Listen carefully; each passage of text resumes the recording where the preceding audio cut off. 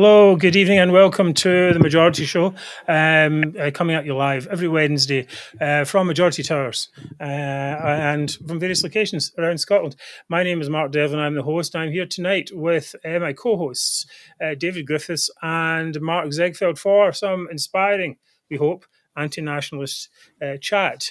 What are you going to be talking? Oh, sorry. First of all, I'm going to say Mary's not well today, so she is, although she is listening to the show and helping with the comments. So if you want to wish her well, that'd be great. Anyway, Mark, what are you going to be up to today?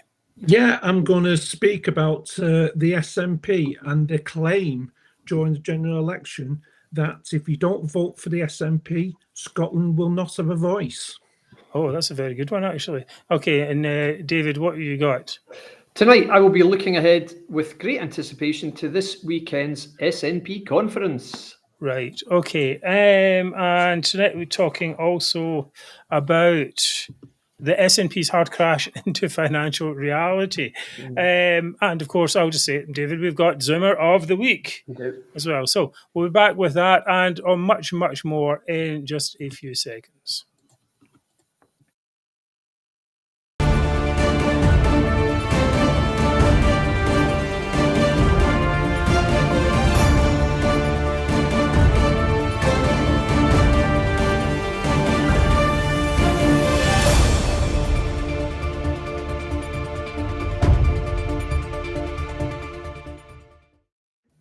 Right, welcome back to the Majority Show, Scotland's number one anti-nationalist chat. Our aim is a thriving Scotland without the toxic nationalism that has been strangling a country's potential. Thank you for all your messages from Mary, who is putting up all the nice ones there about from you all here. So anyway, I'm here tonight with David and Mark, and what we got here? As always, huge thanks to our friends at UK Union Voice and United Against Separation, where many of you are watching from tonight.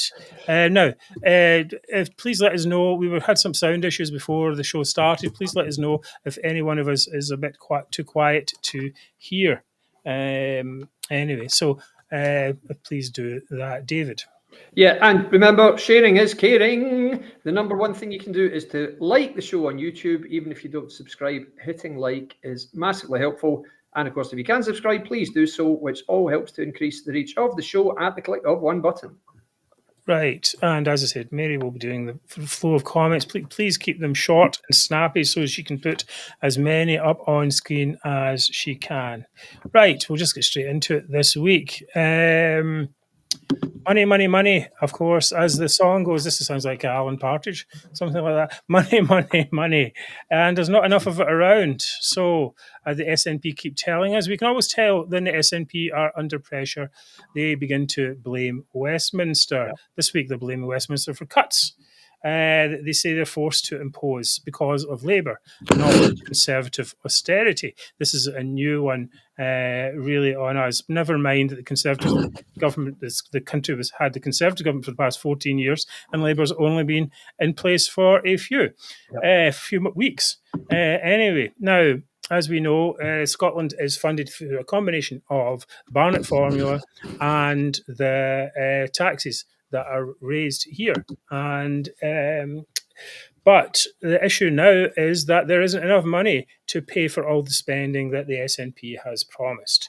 And that includes, just off the top of my head, previous pay settlements, social security payments, council tax frees, and all the free stuff. Free prescriptions, free university tuition, free bus travel, and free school meals. You think, David, to get started on this, you think Scotland is addicted to free stuff?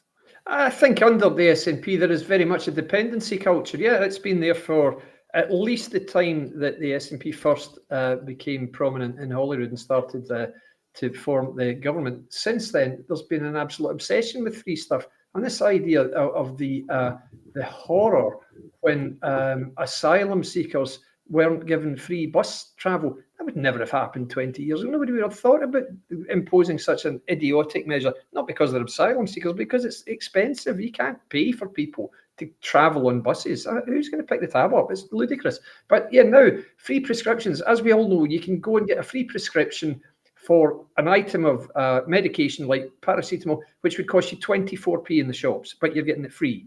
Who on earth does that benefit? Really, it's ludicrous. So this level of spend is quite simply unsustainable, and you can't see it as anything other than an SNP bribe. I think that's exactly what I think that's the thing. But doesn't it, isn't it a poor thing for our culture in general, Mark? There's just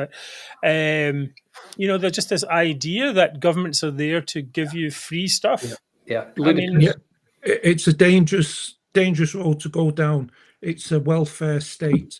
We are a welfare state now. It's, the government will look after us. What happened to the old-fashioned values of, you look after your family, you do what, you go out, you work, you look after your family, you are responsible for your family. This idea that, no, we're not responsible, it's the government, they have to look after us. It's just ridiculous. And it shows you the position we're in at Scotland, where a SNP MSP came out on Twitter and said about what David just said about the giving the migrants free bus passes and that, and rolling back on that. He went on Twitter, and I can't remember what he's called. I can't remember his name. I'm terrible with names.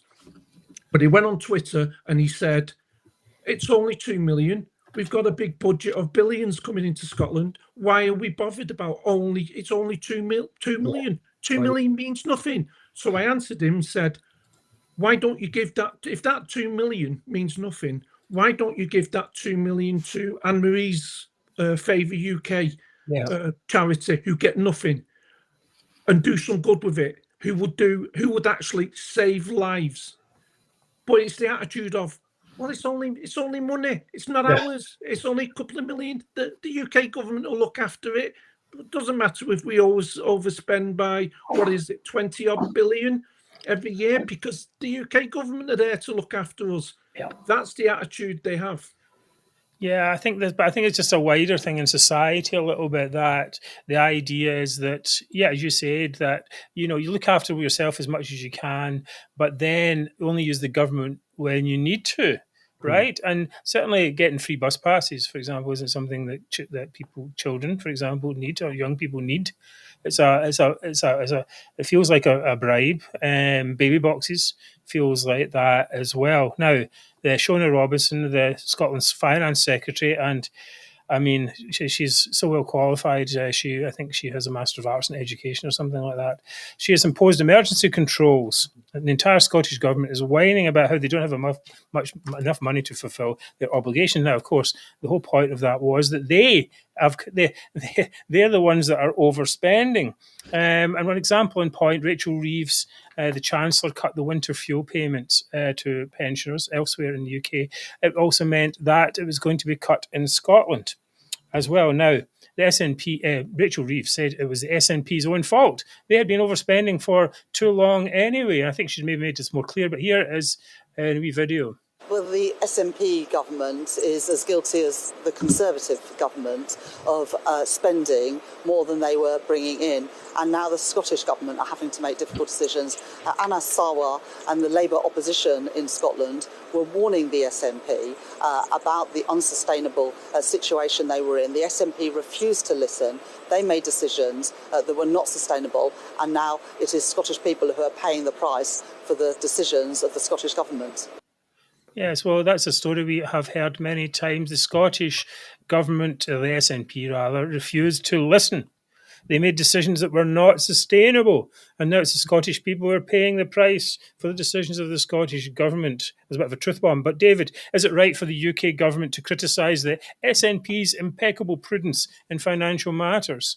In short, hell yeah. Absolutely right. I would like to see the UK government commenting and acting far more regularly when the Scottish government messes up, because we know that we're hearing this constant refrain. We can see now, and even SNP supporters recognise the sheer falseness of this claim that it's all Westminster's fault. Nobody believes it. Even SNP voters are getting sick of their own MPs and MSPs saying, it's Westminster. No, it's not. It's nothing to do with them at all. I think it is essential that when a devolved legislature messes up, as the SNP government frequently does, it's essential that the UK government holds them to account.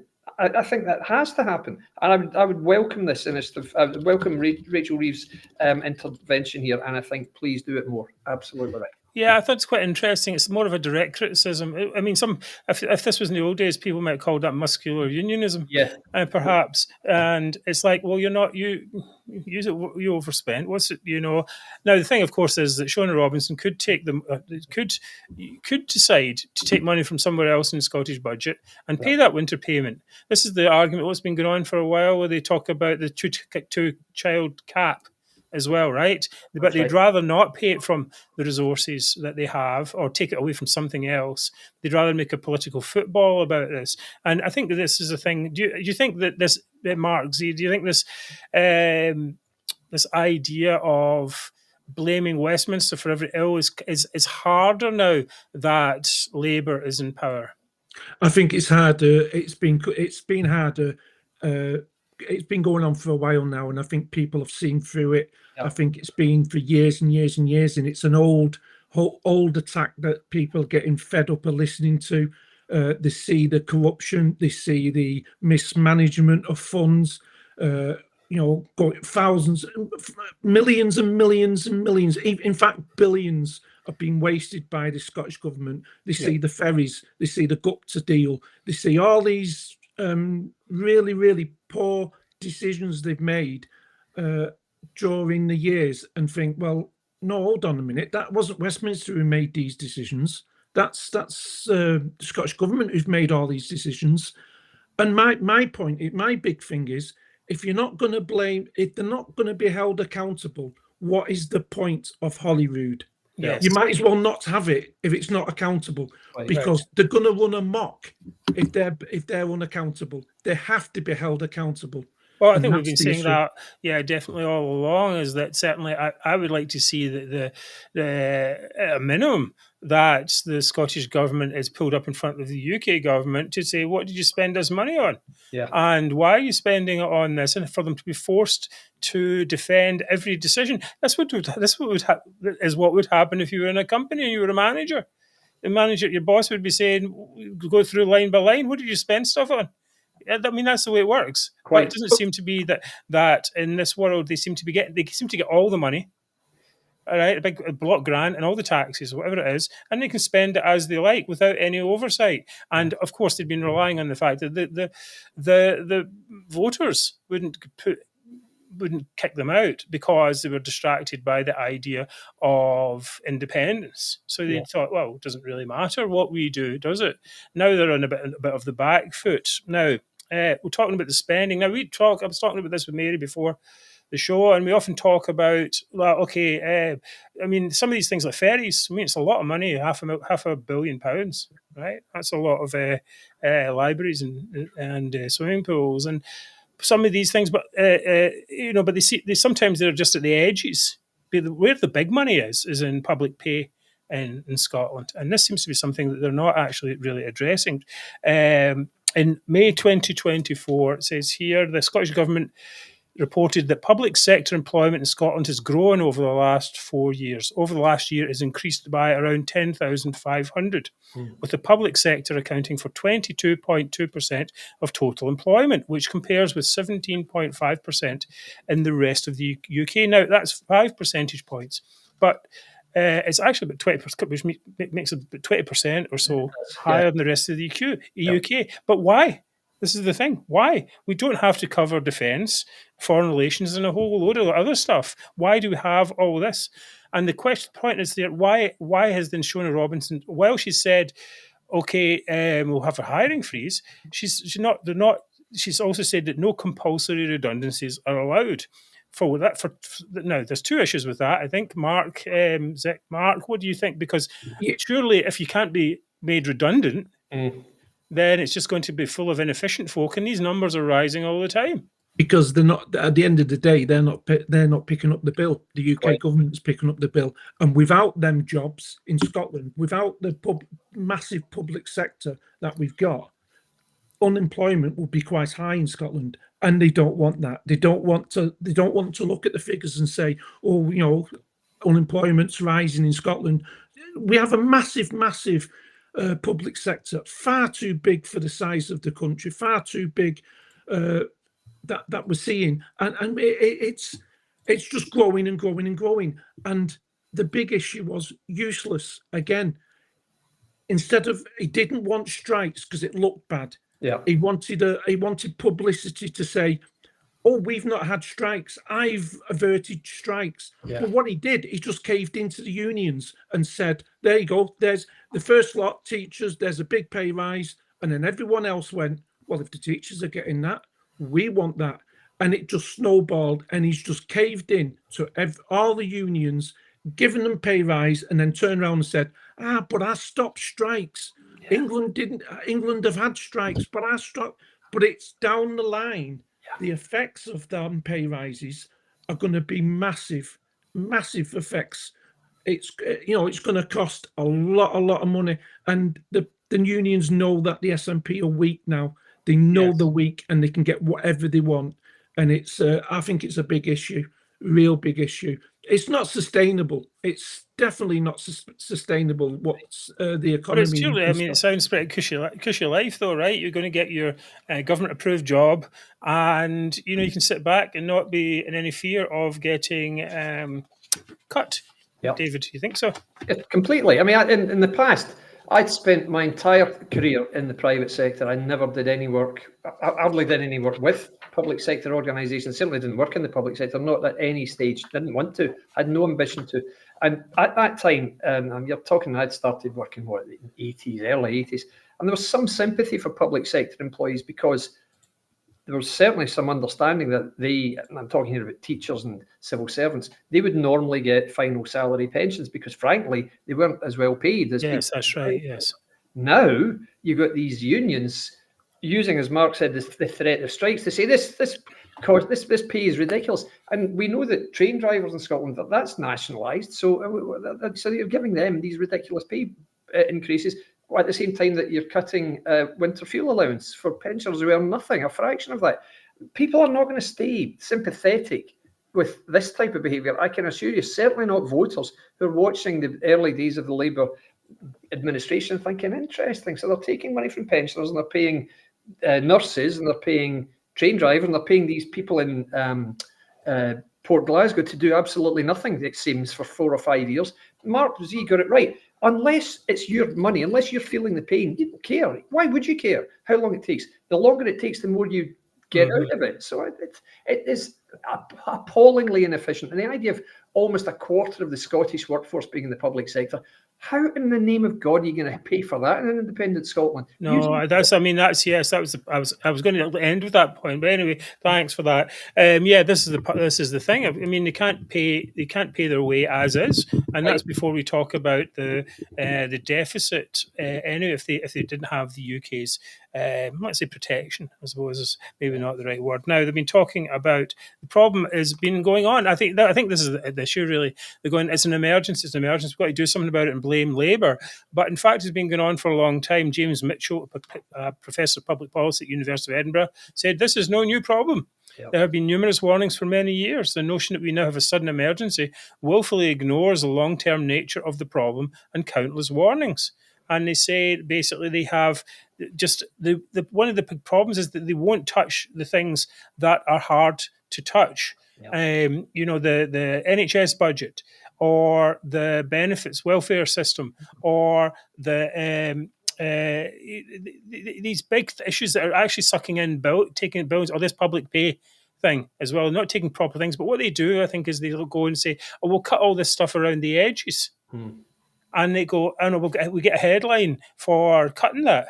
And then we go, we're great people, but it doesn't help in any way help the underlying problem. I mean, do you agree with that, David? Yeah, indeed. It's the underlying problem is there and it remains. Whatever you're doing tinkering here, that's not going to even get close to sorting it out. And I do agree with that analysis entirely. I think that's very well said. And it should be said more often, to be honest, because you can't, we've got some very learned bodies in Scotland who deal with finances, and they really need to be more critical. We know in the past that there's been a feeling that if you criticise the Scottish Government, you're going to lose work, or you won't get funding, or you won't be involved in future initiatives, and that's been the problem. There has been a reluctance to speak out. Joe Cherry, in fairness, has acknowledged this now in her little sphere, but that's been widespread. I know this because I was involved in an initiative to get some leading business figures to sign an open letter to the UK government, and every one of them said, sorry, we can't do this because it's critical of the Scottish government and we need to get work and projects and be involved in work with these people. We can't sign it, we'll never work with them again. Well, that can't be right. You can't let somebody remain inefficient so that they keep giving you work. I mean, that's disgraceful. So it's very, very encouraging to me that people are being more outspoken now and saying, like, this is wrong and it can't go on. Unsustainable is the very word, and that's when you have to see action. Yeah. So some of the things that they're talking about pausing are free iPads and laptops to people who are digitally excluded. Stopping the extension of free school meals to pupils in P6 and P7, a flood risk management programme, a fund for restoring nature, and a pilot scheme that abolished peak fares. Now, just a slight aside on that, Fiona Hislop actually acknowledged what this was about. This is quite interesting. She said, "No, not going to stop that peak fares programme for ScotRail because it was a middle class bung, and they would actually like to concentrate more on child poverty and net zero." Which you just concentrate on the child poverty, forget the net zero. Anyway, but basically what they did was they put that policy in. It cost £40 million, and now means that the cost of a rush hour ticket is going to double pretty much to £30 return between Edinburgh and Glasgow. But that's not really the thing. I mean, basically, if you think about what happened was they introduced this before the election. Yes. Right. And she's specifically to target, they knew when they were doing that, specifically to target middle class voters. Yep. Right. So what is this? I mean, the thing is, they do have this obsession with giving middle class Scots money, whether it's through baby boxes, going free prescriptions, and free education and so on for people who can afford to pay. Why should they? Why are they so involved in that, David? I'll start with you. Well, it's got to be as a mechanism to persuade people that, okay, well, look, you might get people who are comfortably off thinking, right, what am I going to do here? Shall I vote for Labour or Conservative or whoever it is I would normally vote for? Or shall I just vote for these guys? Because after all, we're getting an awful lot of free stuff, and we have got the kids going through private school now. So a university would be a bit of a pain if we had to pay tuition fees. I tell you what, let's just vote SNP. And I'm sure that's it. So they've got this belief, I think, the SNP, much like the Labour Party does in England. I think the SNP feels they have to win the hearts and minds of, if you like, middle-class Scots for the same reason that the Labour Party recognises it has to win the votes and the hearts and minds of Middle England voters. That's people primarily in, if you like, the southeast and maybe the East Midlands as well, places like that. That's what they target, mainly people who are quite upwardly aspiring. That's what they target. And I think the SNP is just copying what Labour's strategy is, which is to try to break away from their traditional, working class Scots. And let's target these guys. And it's been very successful hitherto, not any longer though, thank God. Yeah, I think the problem, though, is that they end up with the people in the middle classes thinking that they're entitled to freebies as well. Right. I mean, that's just a ridiculous thing. It's, as I say, paracetamol, you do not need a free prescription for paracetamol. I was offered, like, when I was put onto free prescriptions when I was going through an illness some time ago, the doctor said to me, oh, yeah, you can get absolutely everything free now, even paracetamol. And I thought, well, that's not particularly responsible thing to say, is it? Yeah, but the thing is, responsibility goes out the window when you get free stuff. So, why would you do that? Why would you pay when everyone else is getting stuff for free? That's the attitude. That's the attitude that people will take, don't you think, Mark? Yeah, definitely. It breeds a society where you get bought up on freebies, so you then expect it. You just expect everything to be free. But the only demographic people that aren't getting freebies are the pensioners. It's getting taken off them. They're even getting taxed and all sorts now, and it's taken the one people that do deserve to be getting so-called freebies or getting help is the pensioners, but the money's been taken off them to give to middle-class people who really don't need it. It's a society's judged on how you look after your pensioners, your elderly, and we are failing vulnerable people in general. Vulnerable people, and we are failing them. I think we are failing them massively, and I just can't see how it continues like this. But the big problem is that the SNP is now Labour in government at Westminster, and they are saying, well, we've got a huge problem in the country, the whole of the country, and we're going to have to make some serious sacrifices. The SNP are then turning around saying, oh, well, if they don't make sacrifices in Scotland, how does the country recover if Scotland just spending, giving freebies away? Yes. And the UK government are saying to the rest of the country, well, I'm sorry, Scotland are spending 20 odd billion extra, and while we're having to save money because we've got a big black hole, it looks bad, and the SNP going to have to respond by doing the same. And what they're going to do is they're going to do the same, but they're going to blame Labour. Perfect position for them to blame Labour and say, well, Labour are doing it, we're going to have to follow. When they were having to follow anyway, they're having to do it anyway, because we've got the last budget, we had a £2 billion black hole due to the SNP. So, they're going to have to do something. But it's as a country, I think we're in such a mess, aren't we? I'm not just talking Scotland. I think the whole country's in a mess. I think it is a challenge. So what we'll do, we'll take a break for 5 seconds, and then we'll come back. We're going to talk a bit more about what cuts you think you guys will ask. I want to ask you what cuts you think, where the most improvement could be. So come back in a second with that. If we can find it.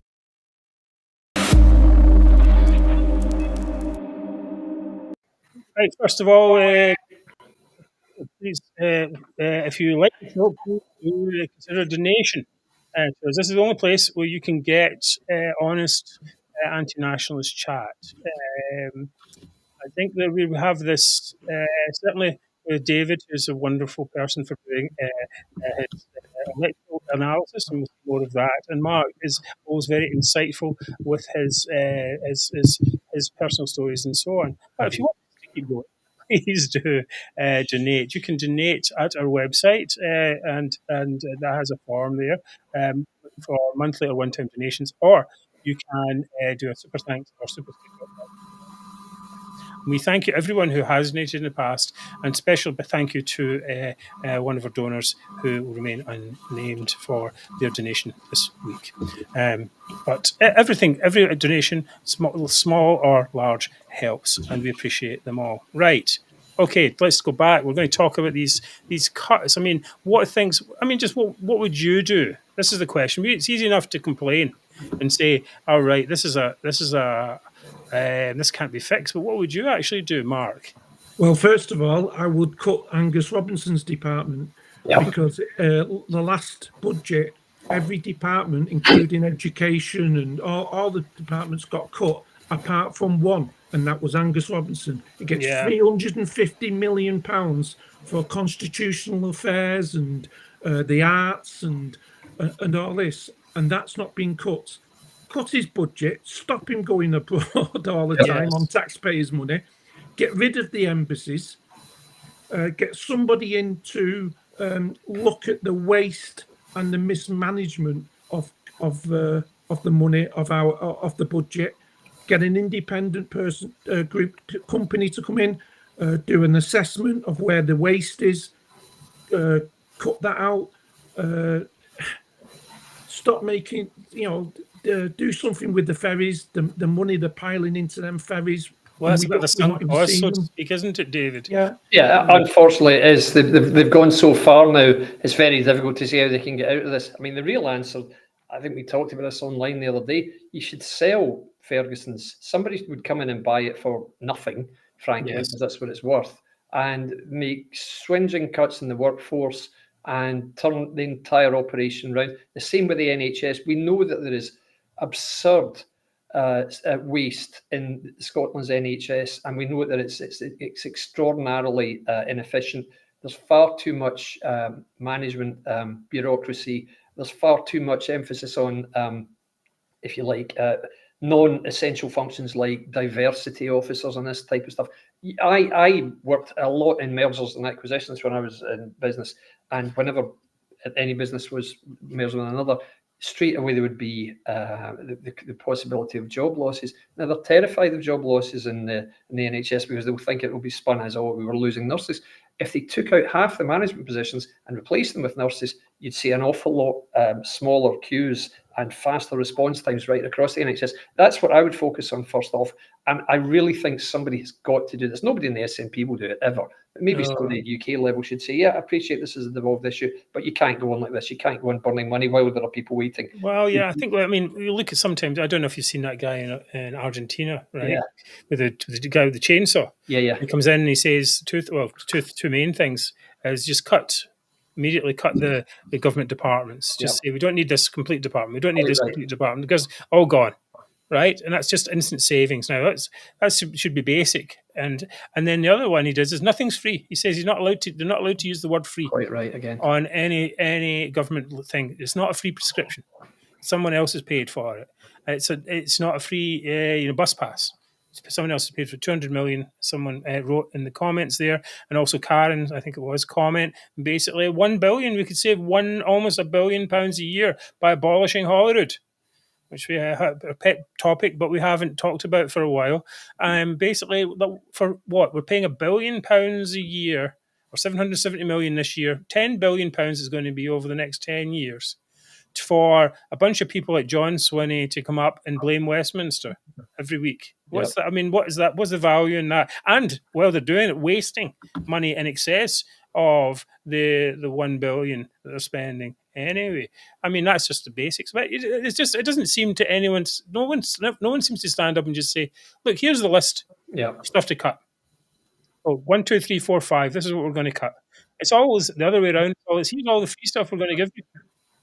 Here's the bribes we're going to give you instead. Yeah, it's like cut people, and I actually think that people respect to some extent that if someone stands up and says, "Look, we want efficiency here." Let's say someone says, like yourself, worked in M&A.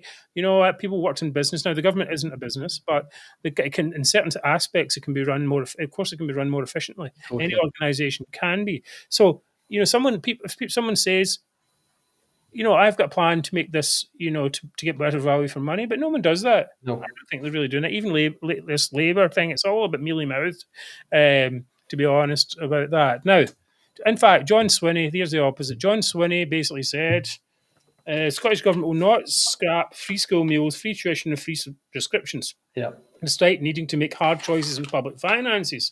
Swinney said these were key parts of his administration's social contract.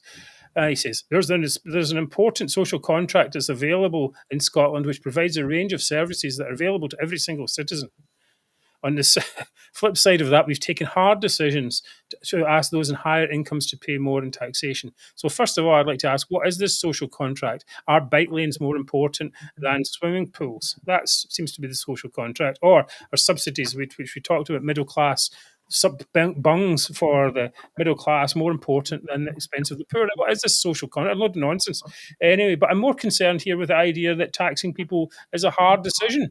It doesn't seem to be a hard decision at all. And none of these are any of these. If you're not going to cut free prescriptions and all that free stuff, are you actually making any hard decisions? Right. I don't know where what they're going to cut then. If they're not going to cut things like that, are they going to cut the educational budget again? Are they going to, are we going to have less teachers, less nurses? I would think that's more important than free bus travel for kids and free the free meals. When I don't see where they're going to make the cuts if they're not going to cut the so-called freebies. We don't need free prescriptions. It doesn't. We don't need. I'll quite happily pay for a prescription. You don't need it. You don't need free prescriptions. At least it can be means tested so that the people who really need it, of course, people who have gone. It's the same in England. In England, you get means tested, and only the people who need it get it. Right, get free prescriptions anyway. That's fair. I think everyone can understand that's fair enough. It's not anyone's fault that they've got some chronic illness, and that's fine. But some people going into buy, as we talk about, paracetamol, or this baby boxes. I had to go, £90 million in baby boxes. £90 million. And they all ended up in charity shops. Yeah, and for people, it's just why are you doing that? And you're closing down. You're saying you have to close down, swimming pools and libraries and all this kind of things. Increasing taxes doesn't work. Partly, according to this, the Scottish Fiscal Commission says that once behavioural effects are taken in, which basically means people moving out of the country, last year's increase to the highest rate of tax paid by those earning more than £125,000 a year may raise as little as £9 million. Yeah. £9 million. We're not competitive. Yes. Well, that's where the Laffer Curve comes in, isn't it? The more you cannot keep raising tax and expecting to get more revenue back as a result. Eventually, putting up, it genuinely does go on a curve, so it goes like that, and eventually it starts falling. The income you get from raising tax falls because people who are earning that kind of money find other ways of avoiding tax. That's just what happens. It's ridiculous to have a different tax system than the rest of the UK. We are one country. We are one country. Yep. If we're not going to be, how are we going to be competitive if we've got higher taxes than England? It's absolute nonsense. No, it's not. We're not competitive. And I think that we are one country. There's the opposite thing. Arguments going around. Murdo Fraser is going, "Oh, we should have lowered taxes and all this." And while and it's just the same thing. It's like, it's just a nationalistic argument. We want to make Scotland, treat Scotland differently from the rest of the UK. If you want to do that, we can do that at a local level in your council tax and stuff like that. That's the place for that type of nonsense. But not income tax levels. It creates a huge bureaucracy for a start to try and calculate all the differences, and then people are like, "Well, I'm not going to go and live there, or I'm going to move anyway." I remember when we were just in our 20s, we were like, we're out here anyway. We're out here. We're going to make money somewhere else. And I'm not sure that plan really worked out. But the idea of it was that, but if you added extra taxation onto that, you'd be like, young people just, anyone who's will get any ambitions, like, I just want to go where I make the money and keep it. That's the important part. Right, finally, going to just wrap this up with saying about, as David mentioned earlier, imagine Scotland had become independent and there was 20 billion less to deal with each year. How can people not even see that would be such a disaster, David? Oh, it's classic, this selective blindness, isn't it? You cannot have a thriving economy where you've got such a reliance on public sector workers who don't make any money, who aren't incentivized to make any money. They're just incentivized to get the job done. And we know that the main drawback in public sector is everything takes far too long. It's far too bureaucratic, which is it encourages waste. It doesn't encourage any dynamism at all. And that's the problem. You cannot plug black holes like that unless you're going to massively increase taxes or savagely cut spending. And that's austerity. So what's it going to be, guys? What's it going to be, SNP? Which one of those two? And what is their answer to that? Oh, we'll grow the economy. How will you do that?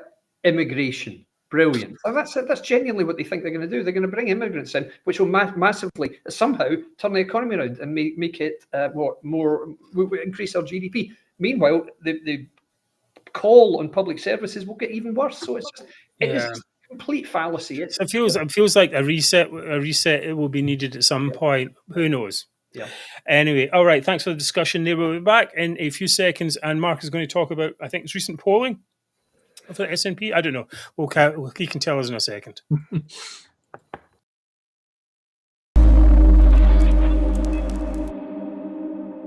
Right, thank you all for being with us tonight to have this discussion about spending. Of course, everyone has their own theory on it, but basically, cut some stuff. I don't think people would. It's not really such a big thing. Are they really going to lose a lot of people by cutting baby boxes? I don't think so. A lot of fans. They've lost them anyway. Anyway, Mark, what have you got for us? Right, during the general election, there was a big claim by the SNP that a vote, if you don't vote for the SNP, then you're going to lose your voice in Westminster. Okay. And we needed a voice in Westminster. Well, there's a poll come out that's kind of blown that claim out of the water. And it was a YouGov poll.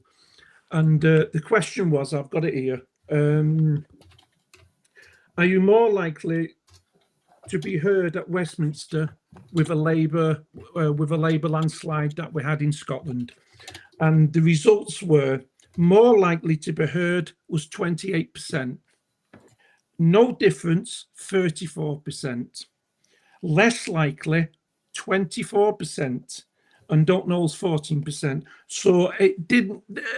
People have voted and saying, well, you know, we're still going to be heard whether the SNP are there or not. So this claim that by Shepherd and by Sweeney and Flynn that you had to vote SNP or you're not going to be, or we won't have a voice, it's just nonsense, complete nonsense. But the poll also did which is more damning and more hurtful for the SNP.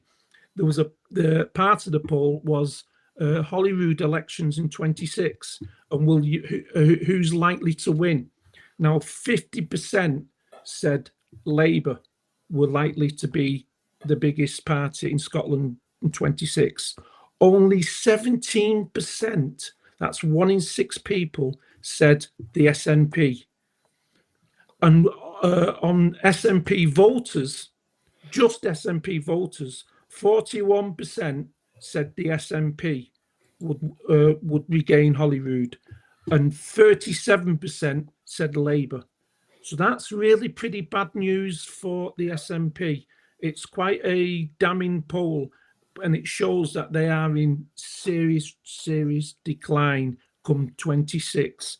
Well, do you think, I mean, the question then, I suppose, to David is, do you think that they can use this? Can the SNP use any Labour failings? Right? Realistically, can they do that? Right, I think it's going to be very tough. I touched on this last week. I mean, what's everyone saying about Labour so far in this early in their the new administration?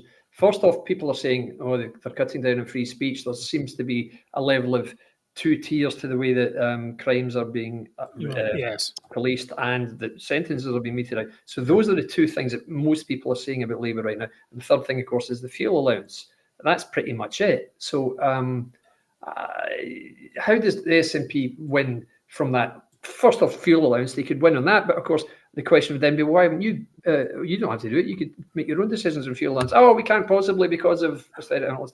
Yeah, right. Okay. So there's very little, I think, wriggle room for the SNP on anything here. I think they are a party in decline at the moment. They are losing members. They're losing money. There's still this shadow hanging over them in terms of the branch format, still very much putting people off them. Everybody knows that independence isn't going to happen. I said earlier today on Twitter that you've got more and more people saying now there isn't going to be any independence referendum opportunity for one until at least 2030. Meanwhile, you've got Swinney, who I think is 62, saying, oh yes, I will be the First Minister who will lead Scotland to independence. Well, you're going to have to be doing it for an awful lot more years then, John, in that case. And you were all for giving up. But don't they sound increasingly out of touch when they say stuff like that, right? That's very true. They're almost talking, it's contradictory, all of it. There are no indications whatever that support for independence is anything like 50%. They keep trumpeting this line. It's not true. We know it's not true. We went through that. But I think the thing is, it's hard for them to fight it because there's a feeling, I think, that people would just say, well, what can you do better? Yeah, quite. That's true. What can you do to improve it? What's your big plan to improve this? And they say, right, we need independent Scotland. You're like, well, that's not just jumping out the frying pan into the fire, that's jumping out the frying pan into the inferno. Exactly. Right? Exactly. That's a completely different thing. You're like, that's just not... Yeah. That's just not realistic. What can you actually do to fix this problem we have here right now? Absolutely. And nobody sees the SNP as the answer to fixing problems in Scottish public life or in the Scottish economy. The one possibility the SNP's got of becoming maybe not as irrelevant as they might have been the way they could hold on to some relevance and some influence and possibly just about be the largest party is the potential rise of Reform. Reform, I know, are talking in Scotland about standing in all the constituencies, as well as a full complement in the list. If that happens, then the pro-UK anti-nationalist vote will go 4 ways rather than 3 ways. It went pretty much 4 ways in a few seats last month. We all saw what happened in some of the, particularly in the Conservative and a couple of the Labour seats. That's not going to help. Reform, I know, are saying, oh, we're on 19% now in polls, therefore that means we're going to stand in constituencies. You won't get close to winning a single constituency with 19% of the vote. No. I can guarantee you that. So you're wasting your time. And there isn't a single seat in Scotland you could point at and say, now there's a seat Reform can win. Not one. Not one. No. That's the only way the SNP possibly could, I think. In their own right and on their own merits, no chance. Because what have they got to offer? Like you said, an independence, nobody's buying that anymore. No, nobody's buying it. A party that can't achieve its primary goal is why would you ever get involved in that? I think. I mean, it's just a one note party. It's independence. This and they're still talking about it even today. You're like, what? You know, that's passed, and we've actually got real problems. I think that's the feeling. Do you feel that, Mark? Yeah, they've lost the independent supporters are going away from that party now, and they're desperate to try and get it back. They stated, I think, like David said, if we get a mandate at the next election, we'll start negotiations, but we won't get independence until 2030, at least 2030. And that was picked up on, and that was they were ridiculed for that, for saying that. And I just think without the independent supporters, they're just gonna go into deeper decline. But I do think I touched on what David said about Reform. I think Reform in Scotland, I don't think they'll do as well as what people are saying they might do, because there's still got people in that party that are saying they want independence. They've got independence people still in that party. I keep getting told, no, we don't. But the guy's still there. That's the vice chairman. He's still in his position. He still wants independence. There's others that have said it as well. Yeah, I also think that the immigration issue may well be not solved, but not a hot button issue as much by the time it comes to 2026, or at least even if it's the temperature is down a bit. And also you've got to factor in a new Conservative leader and perhaps a bit more realism from the Conservative side. If they start to say, right, we've got a plan actually for dealing with these issues, and we made mistakes in the past, blah blah blah, all this type of stuff, then they can claw back those people. I think to some extent. Mark, very interesting there. Actually, it's quite good to have some data. I should see that. I'm going to better look at that poll. I didn't actually see it when it came out. Anyway, right. Next up, we're going to have David. David is going to talk about the upcoming SNP conference, and then after that, of course, it will be Zoomer of the Week. Right. So back in a second.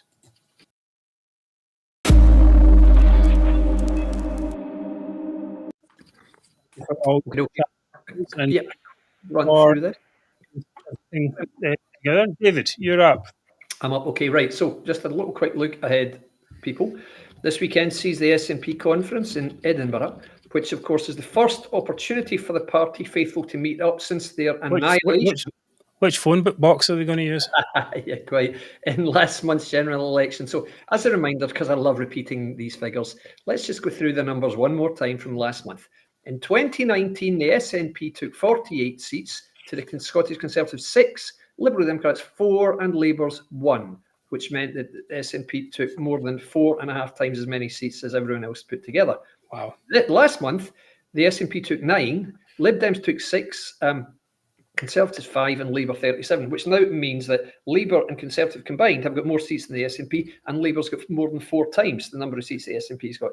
This was an absolute pulverising, a trouncing, and a firm rejection of nationalism for the Scottish electorate. So let's just not forget that, because that's exactly what happened. So how will members react at this weekend's gathering? Well, guys, if the behaviour and the some of the words of both former SNP MPs who lost their seats and surviving SNP MPs and indeed some MSPs, if that behaviour is anything to go by, this conference is likely to be very, very rancorous. You just look at comments made by senior SNP figures since the election. Sturgeon came out with, of course, independence was not front and centre of the general election campaign this year. I think it's 20, of course, which is complete rubbish, as we all know. Joe Cherry has been very, very vociferous indeed. An awful lot of hurt Joe Cherry's feeling. The party stifled debates. Ideas were discouraged. She's having a go at commentators for not speaking out more beforehand. Not that she said anything herself, of course. And she's made repeated digs at Sturgeon and, of course, at Angus Robertson, her nemesis. Flynn has come out this week saying, let's stop pointing fingers, let's stop complaining and shouting at each other in a desperate attempt to see some unity, which is pretty much a dig at everyone in the party. We know that one local branch has confirmed it will present a censure motion against Angus Robertson following his meeting with the Israeli deputy ambassador. Michael Matheson, of course, is still hanging about Holyrood like a bad smell. It's not a happy camp, guys. What are you expecting this weekend then, Mark? Are you expecting some Barney rubble? I don't know. I mean, the thing is, I haven't even thought about it. I mean, I think that's probably the opinion of most people in Scotland. They basically are like, why? Why are you even having a conference? You get such a beating. You should go away for a while and lick your wounds. And then we don't want to hear your pronouncements on Israel or your pronouncements on how bad Westminster's been. Oh, and this Labour government's bad. Oh, this Tory government's bad. This everything is bad. It's like, like the people. I'd rather watch a guy in the street corner going, the end is nigh. It's a bit like that feeling. I mean, Mark, you similar? Yeah, I don't even know where they're going to hold it. Is it going to be in a phone box somewhere?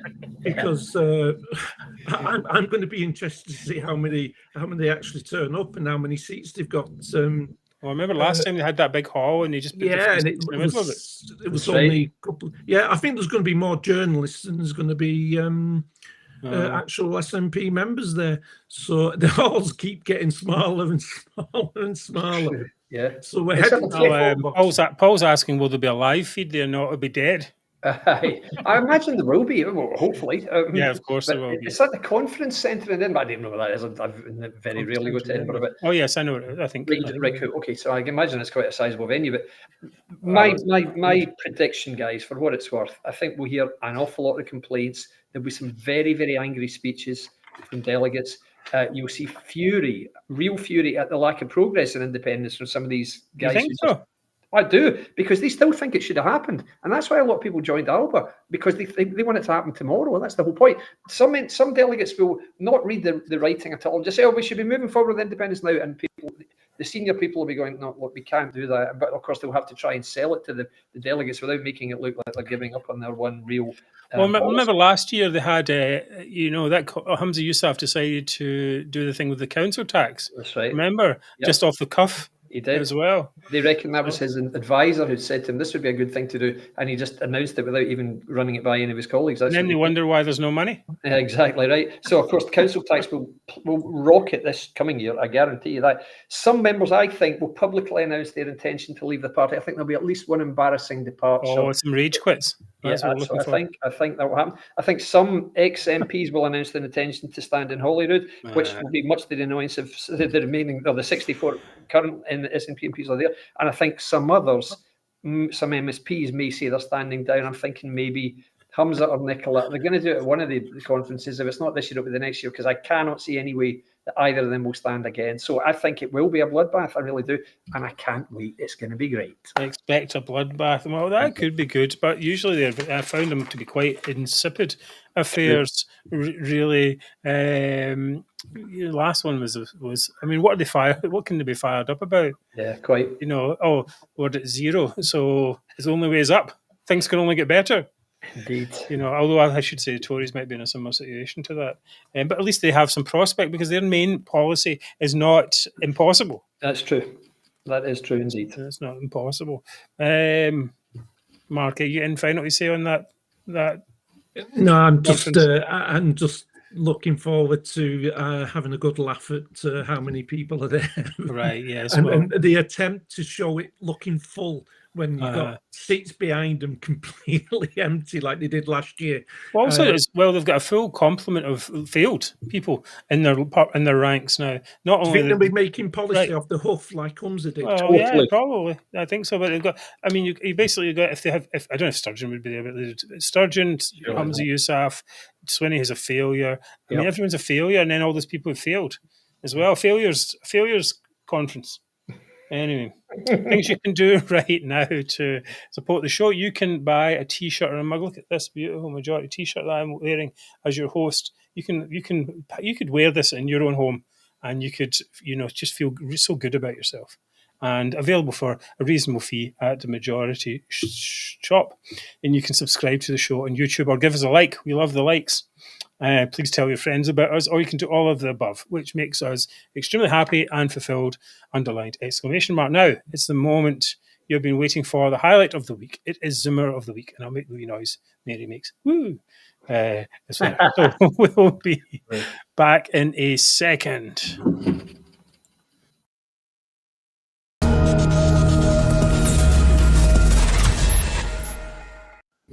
That Zoomer of the Week graphic has really stood the test of time. Anyway, this week, my Zoomer is Alex Salmond. As you all know, Alex Salmond is a failure. He failed to get Scotland to separate from the UK, and he failed to get any votes in the general election. Alba, which he claims is the only party dedicated to independence, got just less than 12,000 votes. That doesn't stop him from giving advice to the SNP, complaining about a lack of progress towards independence. The thing is, the SNP settled the constitutional question, and you should get some credit for this. They got a referendum, and they lost it overwhelmingly. And then because he didn't like that, Nicola Sturgeon went to the Supreme Court and to see if the Scottish Government could hold another referendum. Anyway, she failed at that. It's a hard no. So the SNP settled the issue, and well done to it. So now Salmond's blaming them. He says it's not the lack of progress that demoralises people. It's the lack of any strategy. It's not the winning and losing. It's the lack of fight. It's not to have fought at all. That's the disillusioning aspect. But why would anyone fight for a party that can't achieve its goal? That's what he's saying. Salmond said, also stuck a knife into Swinney, said the SNP are giving the impression of being the leadership, of being virtually brain dead at the present moment. And that's very worrying. You'd have thought there'd be a reservoir of talent and ability and sense, which would take it to a different level. He said the Scottish National Party must only elect people who are capable of leading it to independence. But didn't they do that before? Didn't they elect the most capable people, and it still failed? And surely that's part of the problem. But if all you do is elect people on the basis that they can lead you towards independence, then you forgo all other competencies. So, and you end up with what we've got here: people who don't know how to run a budget. So keep that up, Alex. He went on to call Angus Robertson, and it's a FUD.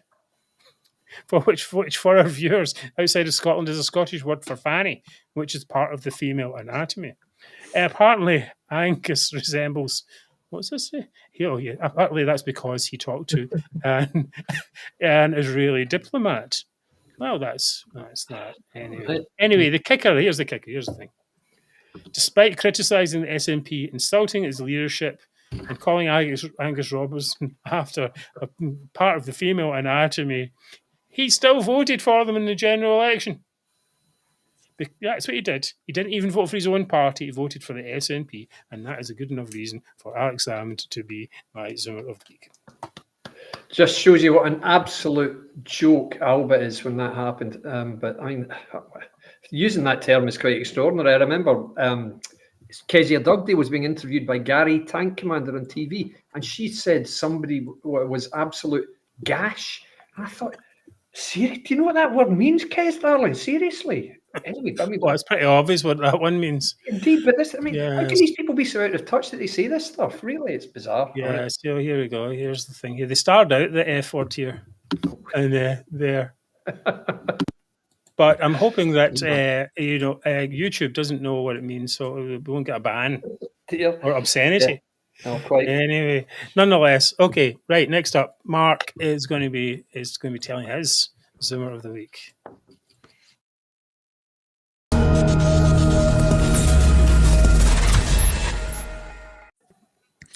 Right. Yes, my Zoom of the week. Now, mine is Humza's wife, Nadia Useless. Okay. Now then, hope I don't get in trouble for that anyway. Yes, she's got into an argument with a BBC journalist called Jim Spence. Oh, no, he's from the Courier, right, Jim? Yeah, Dundee guy, yeah. Yeah, Indy. and Yes. it was over Angus Robertson and meeting an Israeli diplomat, and Nadia said, "No man will shut me up in the argument," which means, in my language, that means I'm trying to shut you up by making that accusation.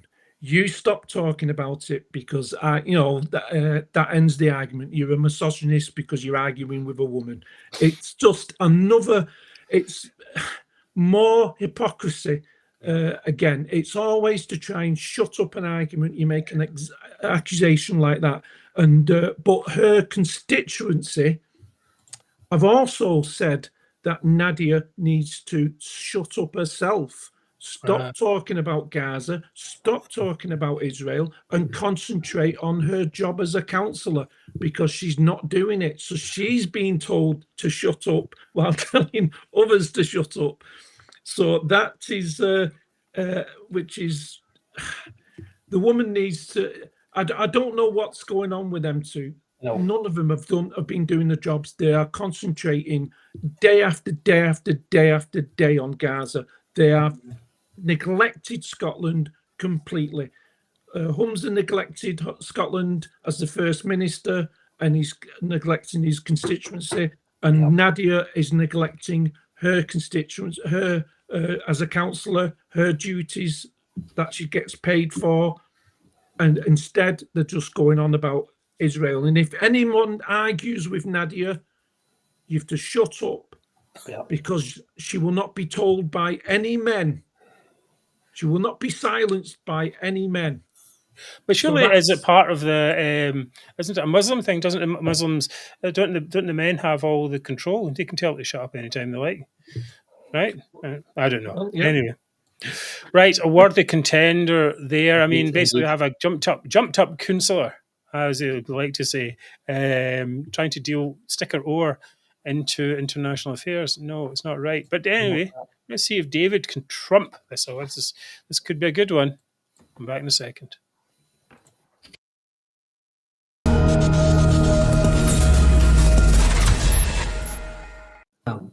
Okay, people. My nomination is Leslie Riddick. No, it's not. That's the joke. No, it's a new one this week for me. I don't think any of us have had this lady before. We may have done. My nomination is Laura Webster. Laura, as I'm sure you know, is editor of both the National and the Sunday National, which of course are the SNP's pet newspapers. Now, Laura became very upset this week. The poor wee thing was positively outraged because BBC Scotland business and economy editor Douglas Fraser described the National as a newspaper with a strong propaganda approach to supporting independence. Oh yes, I've got this. Hold on, I've got the clip. In 10 years since the independence referendum, and that's anniversary is up next month, it's not so clear that the big issues like that have been as important to selling newspapers and indeed subscriptions for news publishers. One title with a strong propaganda approach to supporting independence, The National, a sister paper of the Herald, based in Glasgow, makes some waves politically through its propaganda, but it doesn't suggest there's as much to be gained commercially from taking sides in that debate. It's in London, I think, where editors may think there's less interest to be found in Scotland with the SNP on the back foot. They're wrong, of course.